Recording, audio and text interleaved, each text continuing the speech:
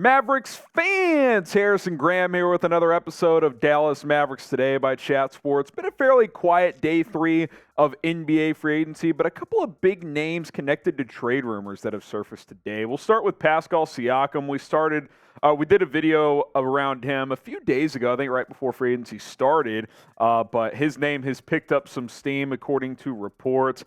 Could the Mavericks be interested? In the prior reports that have been out there, there were some rumors that Dallas would be interested in the Raptors star. Now, you look at his past 4 years, good player. I've always liked Siakam. Now, he's never become that knockdown three-point shooter, but if he can shoot 34, 35, 36% from three, that's perfectly fine. He's a 20-plus point scorer. That number has gone up in each of the past 3 seasons. Good rebounder, excellent defender. He is on the final year of his contract. And Coop, Dallas needs front court depth. Siakam can play the 3. He can be a stretch 4. I think he could fill that void of what this team currently needs from a roster construction standpoint.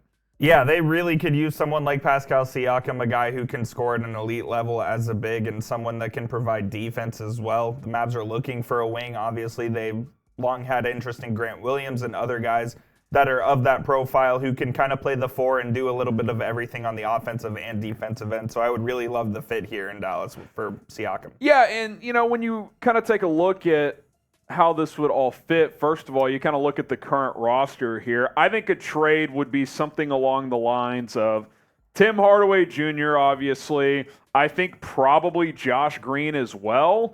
And then maybe they take on JaVale McGee for salary filler and then maybe a first-round pick. I think something of that package. And I think that's a pretty good offer because he's on an expiring contract. He's going to be a free agent next year. And the last time these reports surfaced, Siakam reportedly would not commit to a contract extension. So I think that could lower the trade value as well, Coop. We'll explore that in a second. But Michael Grange, the one saying that Pascal Siakam is entering that NBA transaction market. Keep hearing his name out there. Atlanta interested as well. So we shall see. Here's the trade idea in further detail that we cooked up. Kleber, McGee, Hardy, and Hardaway. Now, I think you're probably right, Coop, between Jaden Hardy, Maxi Kleber, and Josh Green. It's probably either Josh Green or both Kleber and Hardy. So it's kind of pick your poison there on who, kind of which you would rather trade. I think I could really go either way because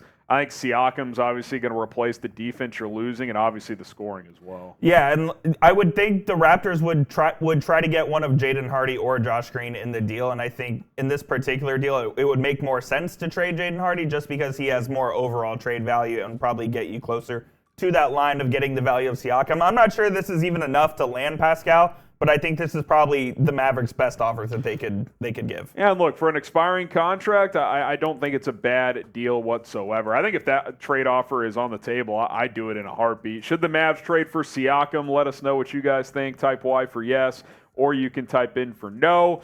Get your thoughts down in the comment section. Now, Coop and I have been here just about every day during the offseason. We'll continue to bring you the latest Mavericks news, rumors. Been a quiet 24, 48 hours. Obviously, Dallas signed Dante Exum, but other than that, it's been a little silent, but I think things are probably happening behind the scenes. Scenarios are being explored. The Mavs still have their full mid-level exception. They could make a trade still. We'll have you covered. Hit that subscribe button. Help us get to 24,000 subscribers. Please. That's our next milestone here on the channel. How about Jarrett Allen? He's reportedly available, according to Mark Stein, who's obviously well tapped in with the Mavs, but also across the NBA. He says he hears that Cleveland could be had in trade discussions. Let's break down what Stein said, and then we'll react here. He says there have been some whispers this week that the Cavs are more open to trading Jarrett Allen than advertised for the opposite reason. He appeared to struggle with the moment at various points of the Cavs' 5-game exit to the Knicks, and it's definitely true. He did not play that well in the playoffs, but he's been a good player for Cleveland. Double-double guy, 14 and 10. He can block shots. Good around the rim. He's got a midi as well.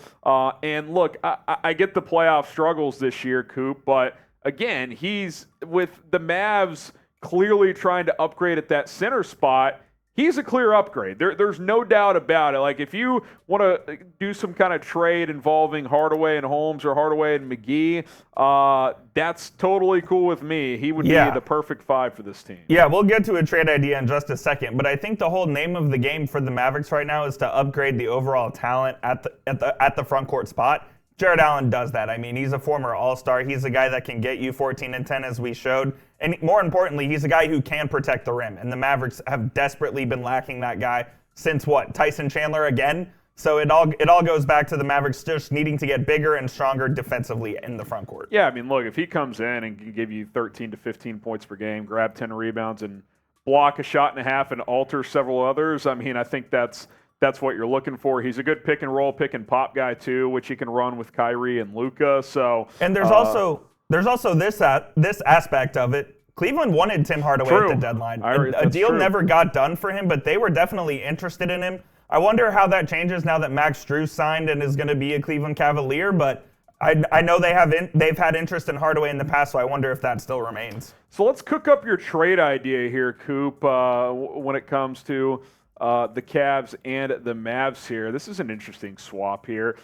Jarrett Allen and rookie Rubio for Richaun Holmes and Tim Hardaway Jr. Mavs would also obviously add a pick at the end of that to sweeten the deal, but I like Ricky Rubio as a backup point guard, even better than Dante Exum. Yeah. He's still cheap. He has 1 year left on his deal. I know the Cavaliers love Rubio, and when he tore his ACL, they were pretty heartbroken, but I would love him in Dallas, and I think he would be a good addition to the backcourt room, and of course you're getting Jarrett Allen, who's the best player in the trade. Would you throw that 2027 first? Yeah, I think it would be the 2027 first. I don't think they have a second-round pick available to trade until like 2030.